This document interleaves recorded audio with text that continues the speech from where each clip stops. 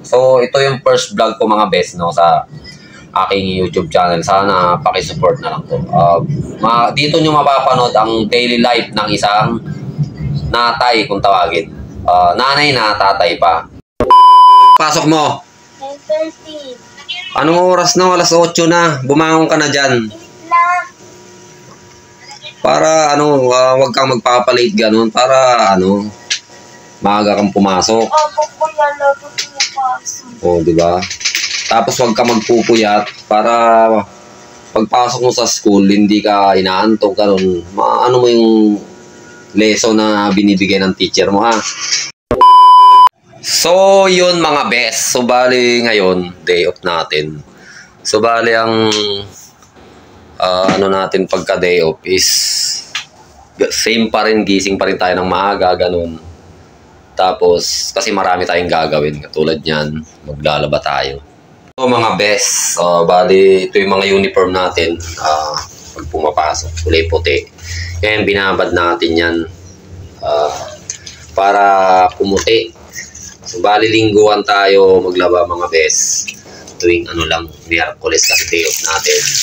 Although may washing naman tayo, kaso nga lang, mas pa rin ako sa ito, binabad. Iba pa rin, tapos kukusutin, babrasin, tapos kukusutin pa. So, bali yung CR natin, ayan, di pa tapos. Ayan, wala pa tayong budget. Tapos, gigisingin natin yung ating anak para pumasok. Ay, anong oras pasok mo? 9:30. Anong oras na? Alas 8 na. Bumangon ka na dyan.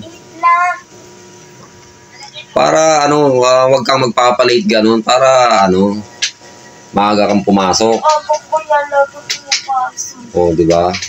Tapos wag ka magpupuyat para pagpasok mo sa school, hindi ka inaantok ganun. Ano mo yung lesson na binibigay ng teacher mo, ha? So, may baon ka na. Oo. O, yun. So, may baon na siya, mga best, no? Tapos, ito, pinaganda na rin natin siya ng almusal. Ito, kinapay. Yan, tira ng kapatid niyang isa. At meron din tayo ditong, ayan, pansit. Although, hindi naman sila ganun kumakain ng almusal, mga, pero tinuturo ko lagi sa kanila na kumain ng almusal. So, bali mga best, lagi ko silang sa pagkain ng almusal kasi yung almusal, sabi ng sa doktor, yun daw ang pinakamagandang sa katawan. Imbis kahit di ka kumain ng marami sa tanghalian, kahit konti lang ganun.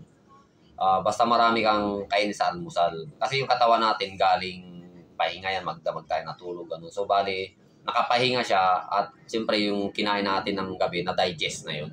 So kailangan natin lagyan, tapos sa tanghali kahit konti lang. Tsaka sa hapunan lang. Yun yung sa mga doktor, mga best. So, ito yung first vlog ko, mga best, no, sa aking YouTube channel. Sana pakisupport na lang to. Dito nyo mapapanood ang daily life ng isang natay, kung tawagin. Nanay na tatay pa. So, yun lang mga best. So, bye-bye.